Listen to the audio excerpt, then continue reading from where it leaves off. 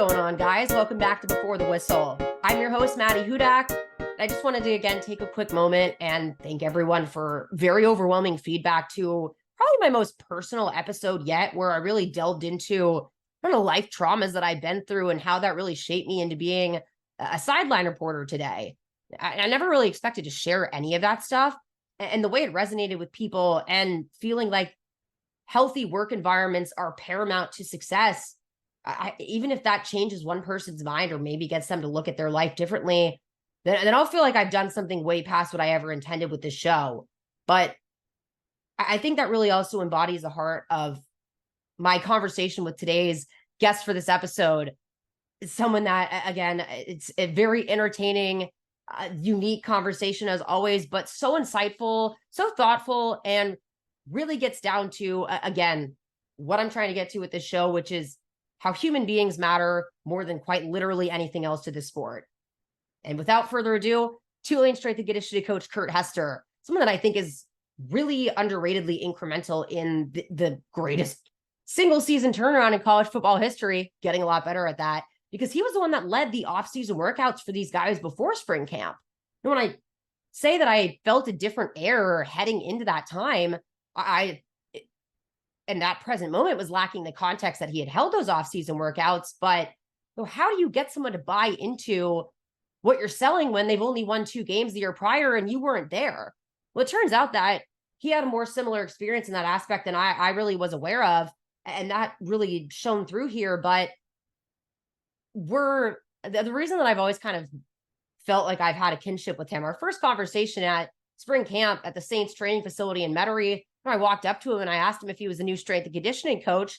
Talked about this in our interview, and his response immediately was just this deadpan, unfortunately. It took me just a millisecond to realize, oh, I'm speaking to my people now. Just deadpan sarcasm.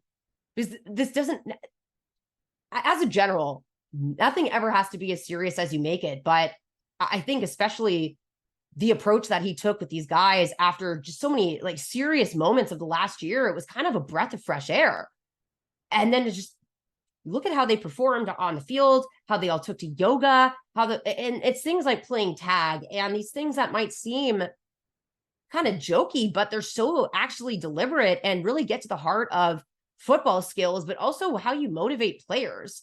And sure, yes, that comes down to fun activities. It also comes down to, most importantly, connecting with them on an individual basis, knowing what motivates each one of them, knowing their struggles, and knowing how to really heal all that first before you can get to the specific skills.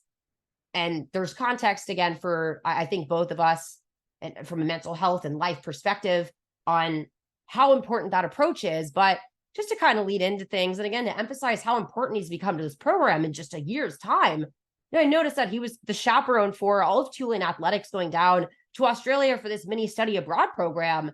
But what I had noticed was it wasn't just study abroad. It was them going down to the Rugby Institute, them all doing yoga on a random set of grass. And just, again, the way that he approaches this industry, I think, is so unique. And the fact that he's able to translate that into an entirely different continent, that's really where my curiosity started and took us to a really fun, interesting interview. I can't wait for you guys to hear.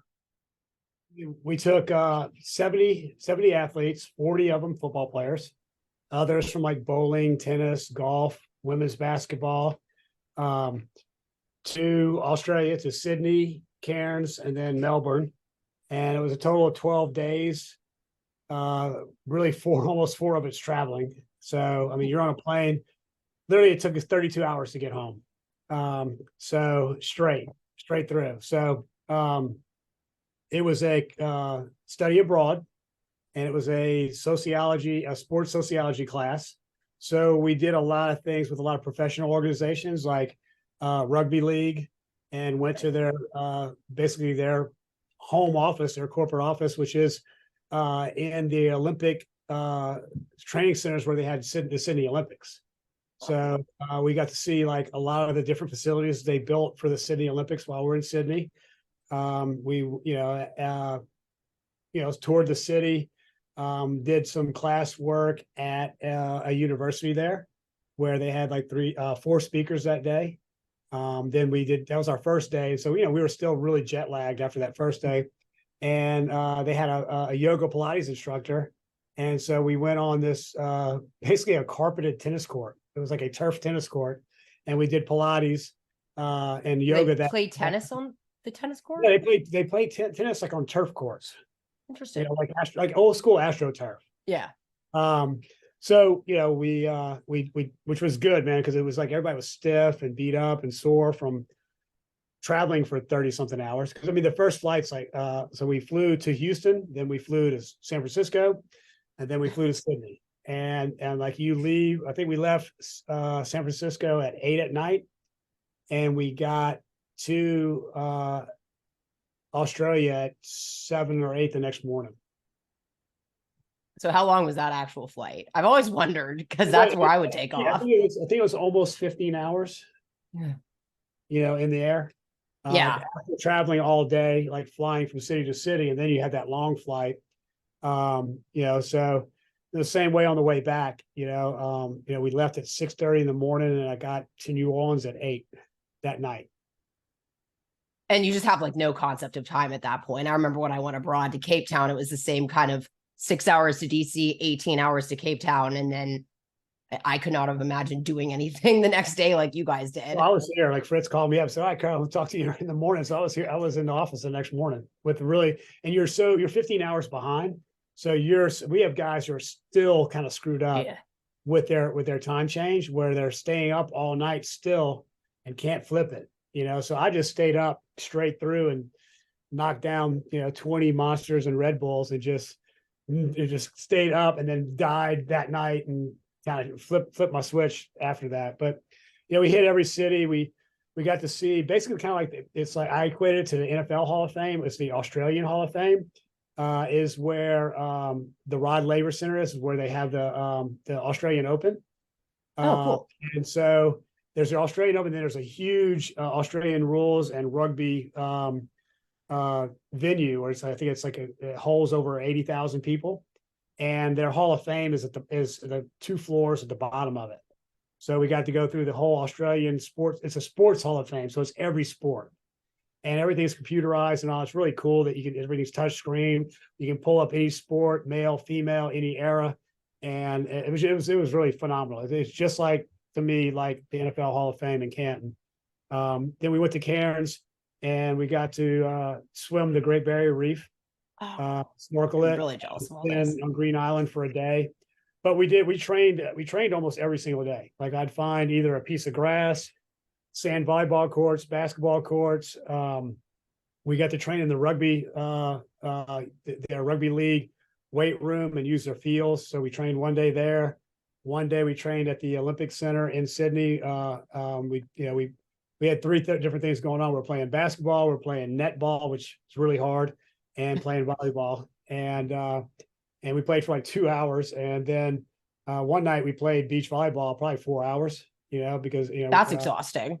Yeah. And, so I found a bridge one morning, and we ran sprints over the bridge, over this river, for conditioning wise. I mean, we worked out at a couple of really archaic health clubs from like the 1980s, made it work. So, I mean, I think we probably came back in better shape, and probably more better shape than the guys who stayed, because we trained so much, and we were walking 8 to 10 miles a day on top of that. So they had an awesome time. They had across the board, every sport, every athlete was beyond appreciative. They did a really good job. We were there. They got 3 credit hours, and they got to see part of the world that they never would see. Yeah, it really made me realize that sports teams, that you just can't go abroad. There's really no ability to do so with the schedules that they have. So that looked really like a very unique experience for athletes. But as much as you mentioned that you guys were so active the whole time, obviously athletes like to move around, or they've at least learned to get with the program, because this is what they've been doing their whole lives. But these guys just love work. Like every time I talk to them, all of them love you. All of them love working out, strength and conditioning. It's really like all they talk about. And I think a lot of that started with yoga and the Great Surge, which is something that you kind of put on last summer with them. How do you really approach strength and conditioning in that kind of way to make it, I guess, fun in a way for the players, but in a way that really has them all obsessed with strength and conditioning at this point? Well, I mean, I started training when I was 12 because I loved it. I mean, built my own uh, uh, equipment, bought my first weight set at 12 years old with like birthday money. I got $20 for birthday money. I bought one of those plastic cement 110-pound weight sets at 12. And that's kind of where my career started. And my brothers were welders in, in South Louisiana. And I would just draw up equipment and they would just build it. And so by the time I was 15 or 16, I probably had 600 pounds worth of weight in the yard, of dumbbells and free plates that every time they would cut a barge up for scrap, they would make me dumbbells and 45. Well, it was all odd weights. It'd be like 32.6 pounds and 43.7 pounds. And, on purpose or just? No, because just they're cutting a barge up and it's just the thickness of the iron and machining of the plate. But, I never, growing up in the field, I always had these guys who were just the head strength coaches and some of the football coaches, they thought it was their job to make people miserable. They thought if you make them miserable, you'll win. And training is hard enough. Training in Louisiana is really hard because we've got guys who are from Florida that they're like, Coach, Louisiana's a different kind of hot than Florida. And I thought Florida was going to be bad. And, so a lot of coaches ask me about building culture. How do you do it? And a lot of it's just innate and kind of who I am as a person and what I like to do and the things that I've been through as an athlete and as a coach and things that I've been exposed to, throughout my life. And I'll tell you, the reason why I can get away with kind of going hard on certain days is because they believe in what we do. They believe they're going to get faster. They believe they're going to get faster. They believe they're going to stay healthy. So, because we're always constantly teaching them the whys. This is why you do this, and this is how it affects you on the field. This is why. There's not one thing that we do for the hell of it. There's always a specific reason behind every single exercise, every single rep, every single day. And because we're constantly, teaching them and telling that, they go hard because they can see it in their mind's eye that this is going to help me on the field. And, and at the same time, it's like, as long as we're doing the work and we're focused, we're still going to have fun. You've been around me, you see how sarcastic I am. I'm super sarcastic. I was gonna say you've been more serious this whole time than I think we've ever spoken. But... Oh yeah, because I'm very sarcastic and very flip about, especially and just in talking. It's just I like to have fun, so I'm gonna, there's just the way I am with people is it's. And the more serious the situation, like I'm terrible at funerals because when I'm at a funeral, I'm thinking of the funniest stuff that's going on in my head because it's such a serious situation. And in my mind, I'm like, creating this, and so I'm a terrible human when it's to serious weddings, serious funerals, church,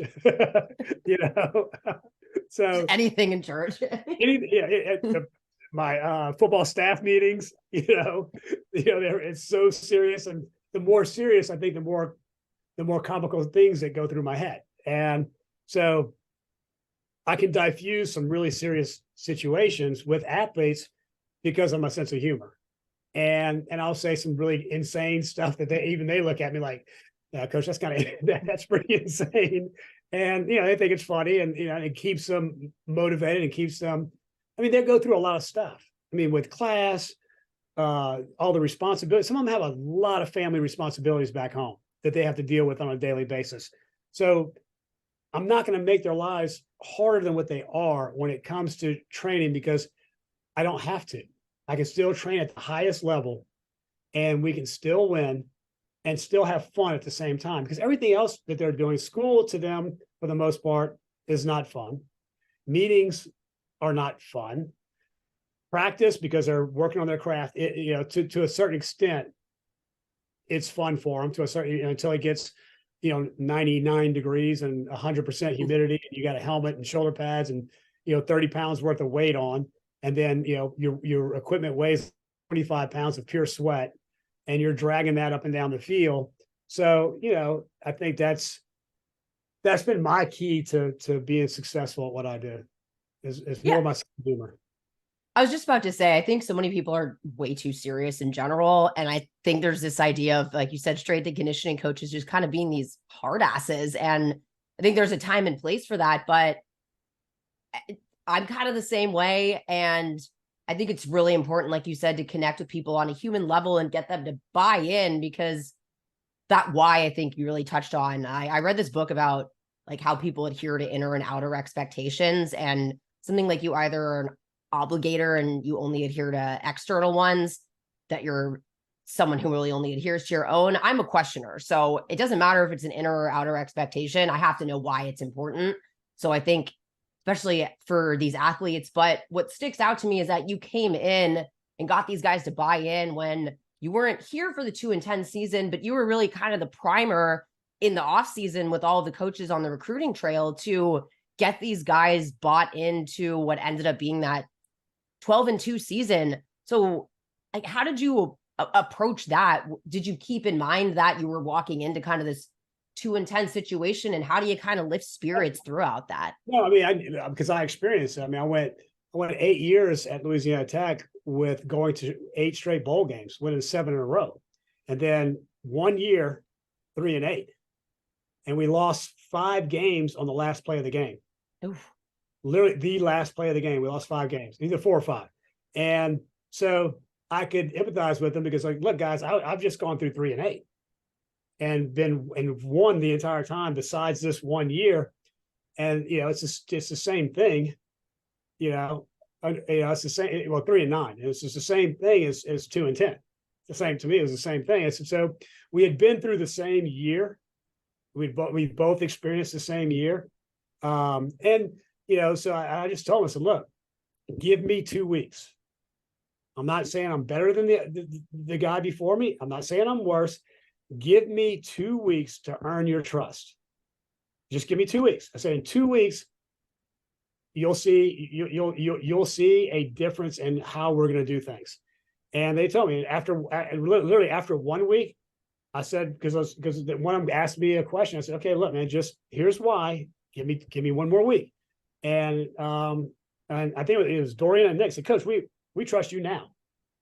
Do what we got to do. Just do what we have to do. And they also knew, because I'm bipolar.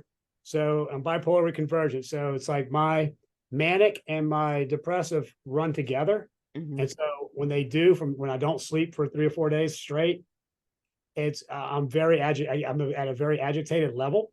Yeah. And they know that there's a line that they can't cross.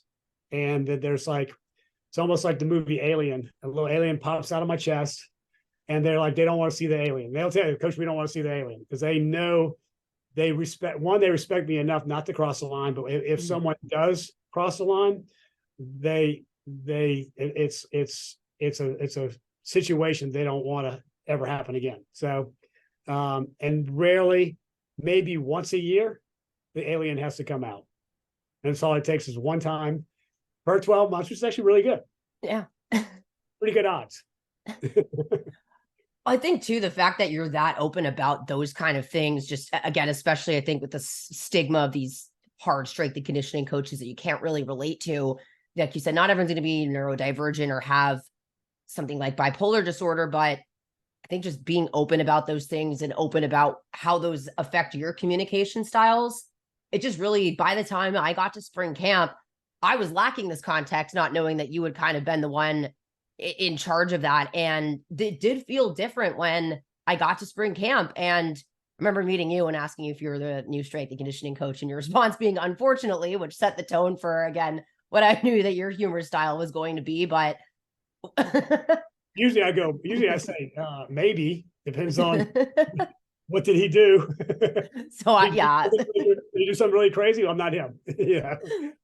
I mean, I put 2 and 2 together, but like I said, and I remember everyone kind of going back to July and them talking about the conference championship, but I remember them talking about it at spring camp, thinking at the time, like, this is a really big mental turnaround from what I saw just a few months ago, but without kind of, again, knowing that context there. But I think too, it's like the little things that people might not think that much about, like yoga, honestly. I remember that walking in for training camp, you guys would talk about yoga Fridays and they would all kind of jump up, taking it voluntarily.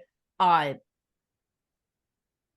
brought up the surge thing before, but I think the yoga part is really just important kind of for that flexibility aspect. And I know when we've talked that you really, as I had come and shadowed you guys doing a pro day training for, to write on Nick and looking at all that, but your focus is really kind of on that football specific conditioning and things that actually translate to football skills. And obviously the weightlifting part of that is important, but when did that kind of become something that you realized you needed to distinguish and go about it that way? I mean, probably 20 years ago, way before anybody, because, going through, I mean, strength and conditioning is really, you look at the length of time that we've actually been seriously training athletes. Even when I was in college, you'd have a position coach who didn't like the recruit, and he was just like, okay, you stay here and you're the strength coach. And they didn't know really anything. They just knew, bench press, squat, and some of them knew how to clean or snatch. Some just deadlifted. They didn't know. It was just so really basic and archaic. And it was just strength and conditioning. So there was no speed work, no agility work, no position skill work. It was go run till you can't see and throw up, lift till your spine snaps, and that was it. And so the only way you get better at football is to play football. And the only way you can get better at practice is to do things, even in the weight room, they're more specific to the movement patterns that you're going to display on the field. You have to be, with a lot of people do like cone drilling, run to this cone and cut to this cone. Well, that does absolutely nothing. I know you hate cones. I do, because everything we do is reactive. So if I'm in movement on the field, on the football field, everything is reacting to another human's movement, whether you're decelerating, accelerating, moving left to right, whatever it is, it's very cognitive and it's very visual. And so the faster you can see things and pick it up, the faster you can react to it. You can't do that if you just run from one cone to the next cone or run over some bags and back across the bags, because one, you're not going to be doing that on the field. There's not going to be any bags that you're going to run over on the field. So everything we do is where one athlete reacts against another athlete, when it comes to agility type work. A lot of things we do in the weight room is specific to not having a groin pull, not having a hip flexor pull, not having a hamstring pull, not having a quad pull. We do everything we can for ACL, for ACL, PCL, and MCL, everything we can for Achilles to keep us from having any kind of Achilles rupture.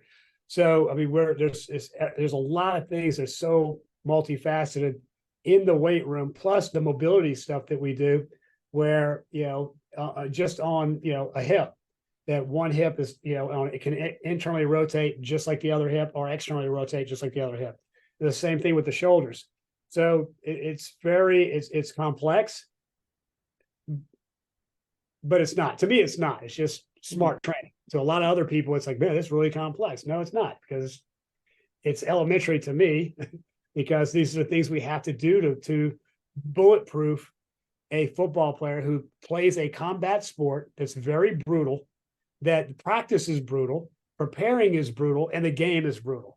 Whereas with baseball or volleyball or basketball, it's not even close. And a lot of coaches, sport coaches at the other sport coaches at college level get mad at the time that football takes, but the games are 1,000 times different. And every position, 11 positions, are, specifically different. And what entails to succeed are different. Every time you play a game, you're going against a different offense or a different defense, so you have to adjust for that. It's not as easy as like dribble the ball, pass the ball, put it in the hoop, hit the ball, catch the ball, throw the ball. It's not as simple. It's way more complex, and the physical complexity of the game are just as high. So it takes a lot more time. Yeah, it's not the same thing as soccer, but in terms of kind of the physical contact and just remembering how stupid a lot of the drills that we did felt like like when we'd practice slide tackling, you just run straight out of cone. And I'm thinking in my head, this is never going to be something in a game setting where I'm running at a stagnant object that's going to be exactly where it is with no other things going on. So what's kind of the point here? And then, yeah, doing sprints until everyone's kind of throwing up on the side. I never really understood that. I think everyone hears the word conditioning and they assume things like speed and agility. But if you said about taking things complicated and making them very simple, I think while you might know all of that, as long as you're just communicating it to the athletes in that kind of basic way. But, I think of the tag sessions that you guys have, and is that kind of the idea of the reactive movements? Is there really like an art to the tag games that you guys play, or is it really just kind of freelance movement out there and more instinctual?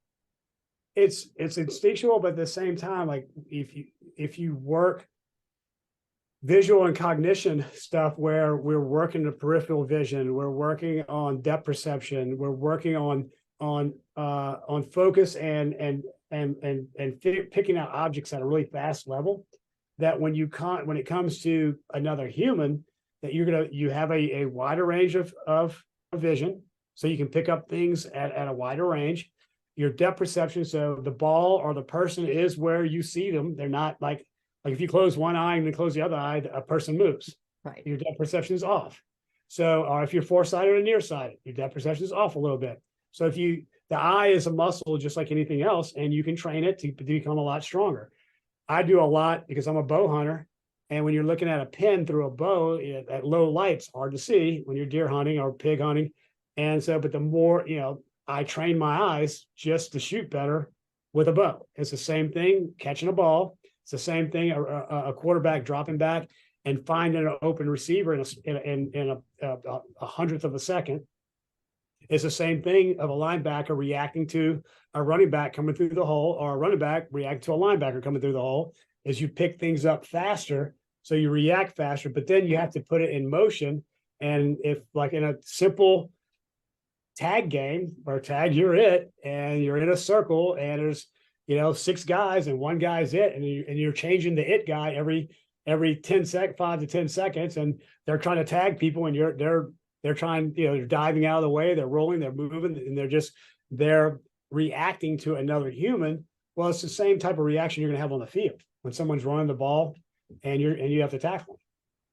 I mean, I could personally speak to eye training, because I've talked about, I got a concussion and I had a convergence disorder where my depth perception was literally glitching out at a certain point. So I had to go to eye therapy and retrain my eyes to actually do the correct thing. But I've talked about a lot of those kind of things on this show, like spatial processing and navigation. And wouldn't you think like a player isn't able to do something, I think a lot of the time it either goes back to their ability to mentally process things or their athletic ability. And I think oftentimes it's just training their eyes on the correct thing. But I mean, to my knowledge, you're not a neuroscientist, but you seem to have such a holistic understanding of this. And you said that you started this when you were 12 and then were drawing things up. But how did you even know what to draw up when you were that age? And you said you were an athlete. Was it football for you, or was it a different sport? And then narrow it down to football and track.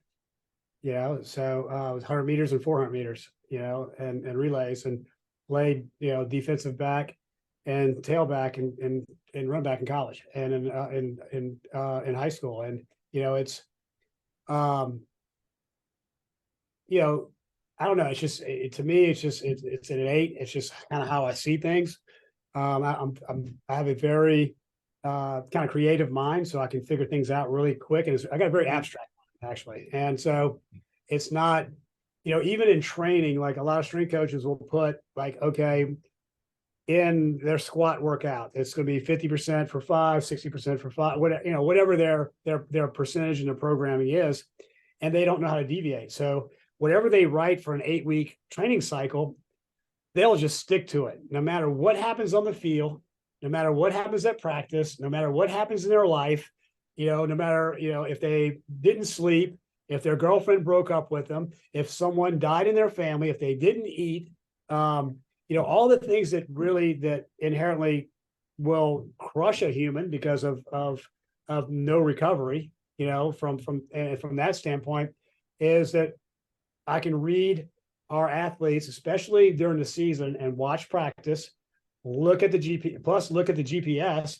to verify what my eyes see and see the load on the GPSs, how much load the athlete had in practice, how many decelerations they had, how many accelerations, how many high speed running reps that they have, and then modify training to keep them online so that they can stay healthy, so they can stay strong, but actually recover for the next day at practice or for the next training session. So a lot of, probably I would say 90% of strength coaches, it's whatever I write is kind of like the 10 Commandments. It's written in stone, and we're going to do it no matter what, no matter how the athlete feels, no matter what the athlete's going through. And we're just going to bury them. And then that's why injury rates go up. That's why athletes don't believe in the system that they're in. And then because of the fact that they don't believe what they're doing, they're injured all the time. That affects your win-loss column. Yeah. So I've been reading a bit of your book, trying to get through that. And I know that at Louisiana Tech that you guys had kind of done almost like a feedback survey. And I remember you saying how surprised you were at how much emphasis they placed on, the strength and conditioning program and really the importance of that. And at that point, is that something that helps you change your approach? Is it just something that you really saw the value of your job in, or is that when you kind of decided to write your book? It's just, again, it seems like you've really gotten to the end of what needs to kind of be understood in this industry, and from being self-taught, it's kind of trying to figure out how that really clicked for you along the way. I mean, I grew up pre-computer. So I had to go learn from coach. I had to call a coach up. Can I drive over or fly to where you're at, spend a week, 2 weeks, whatever it was, pay my way and learn, which I loved. Then, I'm an incessant reader. I wish I could sleep more than I do, but I just can't. I'm very annoyed that I can't sleep, but so instead of just sitting there aggravated staring at the ceiling, I'll get up and read. And I'm very eclectic in everything I read. And I think too, like from a culture standpoint, I read stuff from politicians, from the military, from businessmen to athletes, to coaches. So it's not just like athletic stuff. I pull things from everywhere. And I've pulled probably, you talk about the neuro part. I probably like the last 2-3 years really delved into neuroscience, and the brain affects everything. And so it's just like always continuing to become better at my craft. I want to be good at what I do. And you're never in my field, you're never good, because things are always changing. So what you did yesterday, some of it good, some of it will stand the test of time. Other things won't. They'll be like what we believed in scientifically will be proven wrong. And over time, typically. So I think, from that standpoint, that's why I've always been curious. Why do we have to some strength coaches, you have to squat, you have to power clean, you have to bench press. And I'm like, why? Right. No, I don't have to do anything really. All I got to do is win, and I have a job. So it's always been like the why, and figuring out the why and trying to figure out a better way, and if you have 100 athletes, you're going to have 20% are going to adapt favorably. You have 20% that are going to adapt poorly, and you have 60% that are going to be in the middle of the road. So there's not one workout that's going to make everybody, because genetically they're all different completely. So, you're going to lose 20% every cycle, because even though we try to, okay, this guy, he's an accelerator. So he's really good at acceleration, but he's not really good at top end speed. So we need to work more top end speed with him. Or this guy is a really good vertical jumper, but he's not a very good horizontal leaper. So we don't need to worry about vertical as much. We need to worry about his horizontal, which is going to help him be a better accelerator. So even though we try to fix a lot of things, you can't fix everything with 120 guys. Not in the training situation that we have, not in the time that we have. not what NCAA allows us to do. It's a little easier with NFL because you have more time. It's a lot easier in private sector because you have all the time you want. But with football, with class, with social obligations, with the NCAA, we have very little time. That is very true. I was just reading through how much athletes are allowed to practice in pads and all of that. I get it from a not overdoing it perspective. And then you unfortunately probably have those parameters in place because coaches took advantage of that. But sometimes guidelines are just there for no reason. I've always been the same way. I got banned from asking hypotheticals in first grade. But to me, if something doesn't make sense, I really just can't get behind it.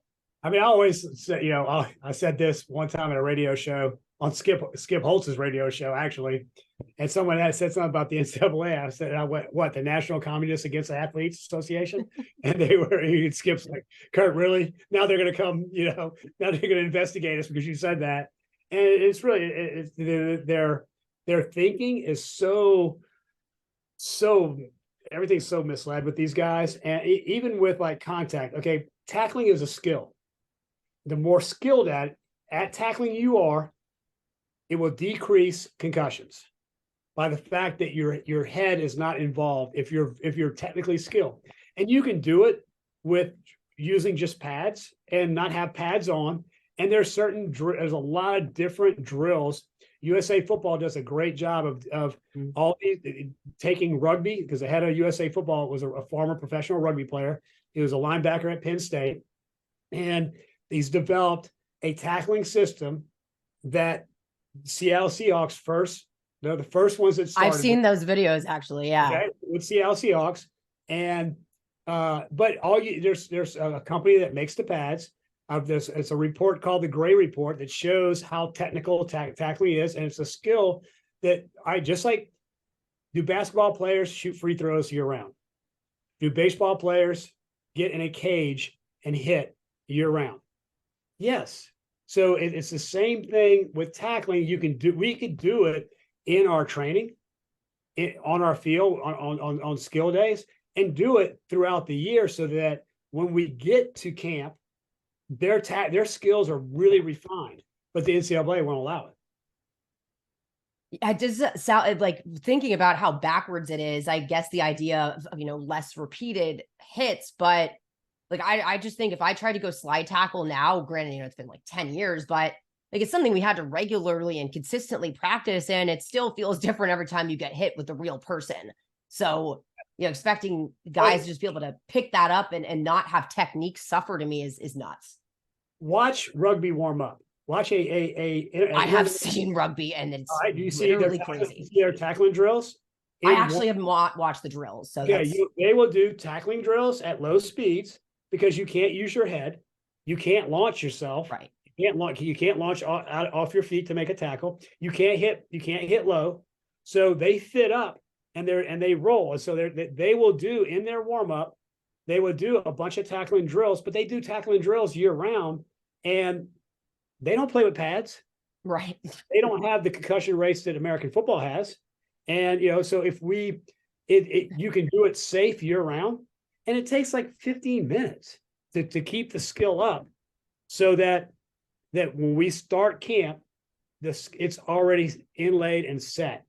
But it's like, you can't have any kind of pad whatsoever. It's just dumb. It is, especially if you watch a rugby game, it still blows my mind, like how that actually works. And people aren't getting taken off in stretchers with no helmets or really anything at all. My first one was in South Africa. And I was just like, I feel like I'm watching actual like Roman fighting, but it was so controlled at the same time. Yes. Like you said, it's almost like everyone was kind of moving in a dance almost. Because they're skilled. They practice their skill. And so it's just, NCAA is backwards on a lot of things. Yes, they were trying to protect because you had all these overzealous coaches. They're doing this insane stuff, but coaches now are smarter. They understand. They're starting to understand sports science at a higher level. They do have, when I grew up, most of the coaches didn't have the best. They didn't have the athlete's best interest at heart. It was just about winning. Period. Right. And, I would say for the most part, the highest percent of coaches want the best for their athletes, so Willie, I call him back in a little bit. I won't keep you for too much longer. I know you clearly have a lot to do, but yeah, I just think, again, the idea of restricting something for the sake of restricting something, and the same thing as doing something just for the sake of doing something, everything, just the deliberateness, I think, with which you approach the training with these athletes. And I think also the individualization part at the same time. I don't think people would think to bring up if someone had a bad test grade or something happened in a player's life. But to me, that's really the only thing that matters. It's whatever is going on almost outside of the football field. Well, I learned early, and this is where I screwed up. Walked is in the weight room, and an athlete who usually goes really hard was kind of in his feelings, and I kind of got all over. Well, his aunt had died like 2 hours before. Ooh. Instead of asking him, "Look, man, this is not you. This is not who you normally are." I laid into him, and then he looked at me and said, "Coach, my aunt died a couple hours ago, and I'm just trying to get through this workout so I can go home." And I was like, lesson learned. So I try to read athletes. There are some athletes that walk in there and their feelings every day. That's just who they are. Yeah. And there are other guys who are like super bouncy and hyper, and then you'll see him not have, okay, he's not normal today. And so no matter what the athlete's at, if I see them not in a their normal personality, or if they're a guy who's always in their feelings, I'll try and get them to get them out of their feelings by saying something crazy and funny to them, and they laugh and they go, and then they get better. And then the other guy's like, "Okay, look, what happened? What can I do to help you? Let's get through this, and let me help you get through your day today." Listen, all we can all do is learn from our mistakes. And I'm pretty sure probably every strength and conditioning coach has had a similar situation like that. I think your difference is that was the last time that you didn't ask a question. And not to overstep, but I do feel like, at least for me, having kind of that neurodivergency and going through a lot of crap in my life has really allowed me to almost see that more in people and look at people just so much more as human beings first, and their problems second after that. And then whatever the task is at hand.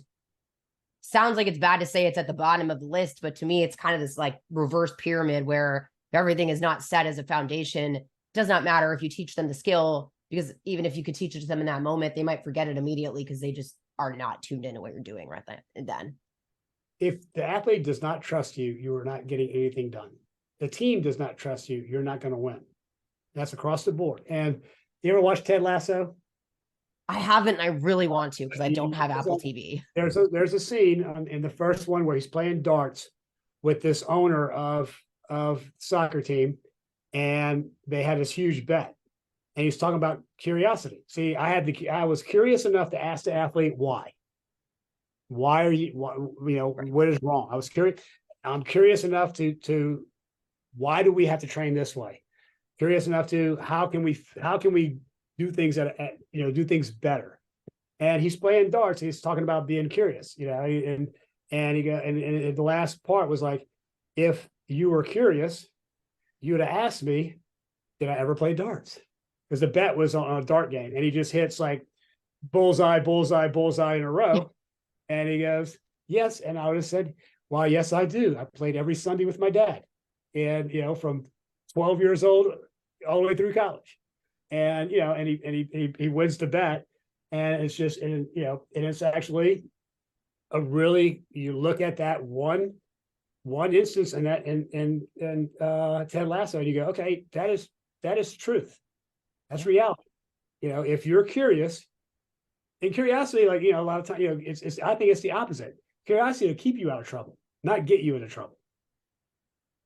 Yeah, I think when you're like 6 years old and your curiosity involves like doing risky stuff for that age. But yeah, I don't know what I would be doing at this point if I wasn't a curious person. Just life would seem very boring. But like you said, if you don't ask questions, or you could ask questions, but if they're not the right questions, then it doesn't really matter anyways. But think just, yeah, always having kind of that, not like inner child, but almost so, of just always being curious and being curious as to, like you said, the why, I think is the most important rather than the what or what's going on right in this moment. But why is this person presenting differently? Why is this not resonating with them right now? And knowing how to kind of ask those right questions. And to be honest with you, a lot of the time, humor is an icebreaker in that. And so I think that you have kind of tapped into something there. Well, I don't think any human wants to go through a 24-hour day and be totally serious about everything. It's not a very fun life. Not at all. And football is hard. Football is really hard. Winning is beyond hard. Winning one game is hard. People don't understand. People think winning is so easy. What we did last year at this school was hard. To repeat it, even harder. So it's, it doesn't come easy. And so you better have some fun along the way, or you're not gonna, you're not gonna last as a human. Period. I don't care who you are and how strong-minded you are. Yeah. So no, I think that's probably, I don't know what I do culture-wise.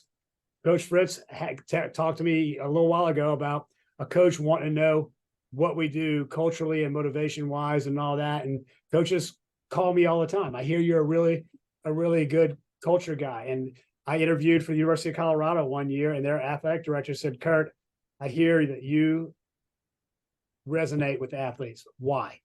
I said, the only thing I can tell you is I am me 100% of the time. I'm good at being me. I'm not good at being anybody else. I'm 100% me, 24 hours a day. That's all I can say. That's all I can tell you. That I can't tell you why, because I don't know why. It's just me being me all day long. That's my secret to my success. Now that my wife doesn't like me being me all day long. Could you be somebody else, please? I mean, that was kind of my job interview for the sideline reporting job, honestly, because I had no experience. And I was just kind of like, yeah, I'm me. I don't know any other way to be. And like you said, life is just so boring otherwise. And, we talk about this like winning at a high level and the importance of all of that and competitiveness. But I think also it all ties back to just life happiness. And if you don't have that, again, as a foundation, then you're just kind of teaching people, it's almost like trying to put muscle on top of fat. I know it's like a really bad comparison, but you're not actually getting anywhere with people if you're teaching them skills without approaching them like people. Yeah. And part of our job is to mentor them as they traverse through college life and try to help them get through college life. And when they walk out the door, they're a better person than when they walked in. And I say this all the time. Every team I work with, every year is a completely different team. And every year, typically the team makes me a better person. All right, y'all. I hope you guys enjoyed that interview just as much as I enjoyed going through it again. Tulane strength and conditioning coach Kurt Hester, who's very quickly become one of my favorite human beings to run across on the sideline, but quite frankly in life. Like I said, just immediately meeting him, and most recently really reading his book and seeing, really how much he is who he is all the time. The title of the book is called Rants of a Strength and Conditioning Madman. And it's so humorous. It's so raw, but, it starts off again with that disclaimer, and that's really where I felt like I truly had a kinship with him, where he disclaims immediately that he has bipolar disorder and ADHD. And as we talked about on our interview, that's something that he tells the athletes. And I think it's really important, just to talk about the fact that I don't mean to get into, male stereotypes, but especially with athletes, there's just the stigma. And I think we're getting a little better with allowing athletes to be open about their mental health. But for your strength and conditioning coach, who again, that's really where the macho strength stuff comes from, for him to be so vulnerable and open outright about that stuff, it makes players trust you. It makes players care about you, and it makes players understand why you are how you are. And the reason that you're telling them that is because you care about that, because it's how you are every single day. And context, again, is so important to the game of football, but most importantly to relationships. The last question we kind of ended on was how in an interview he had been asked why he resonates with athletes so well. And his answer was quite simple. It's because he's just him all the time and doesn't know any other way to be. But it's also that why question that I think really got to the heart of, I think, his philosophy that he applies to this. And it's really my philosophy as well. I'd said something about this 4 tendencies and how I'm a questioner. It's a book. I won't get too into the weeds and do it now, but it's a question of how do you meet inner or outer expectations? Are you an upholder that only upholds external obligations, but not those within? Are you an obliger and you only people please, but don't really work on yourself? Then there's rebels, and then there's questioners.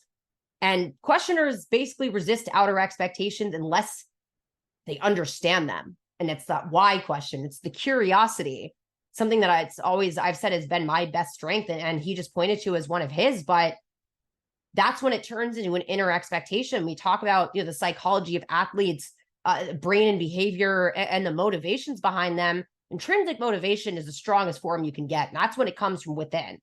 And if you're a questioner, I'm not saying everyone is like this, but especially when you come in, you implement a new regime, there are players that are going to ask you why. And having an answer for that, but also just being who you are, that's to me what has made the biggest difference. Because you ask again, guys like Nick Anderson about how Kurt Hester has really changed their life. It's not, oh, well, he showed me how to open up my hips more. I have quicker feet because of Kurt Hester. It's Kurt Hester changed my life as a person.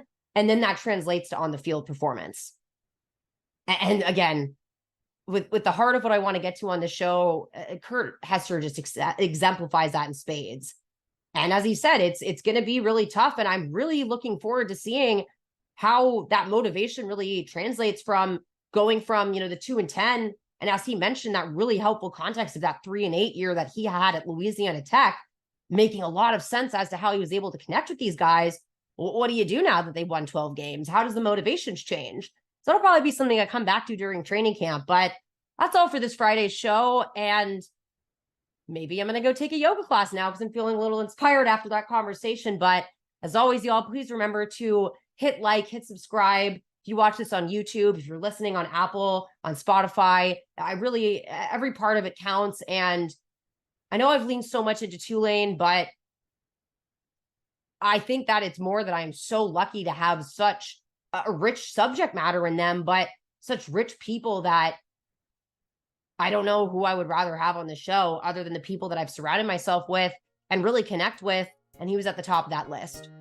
So I'm really, again, enjoying this journey with you guys so far, and I will see you on Tuesday.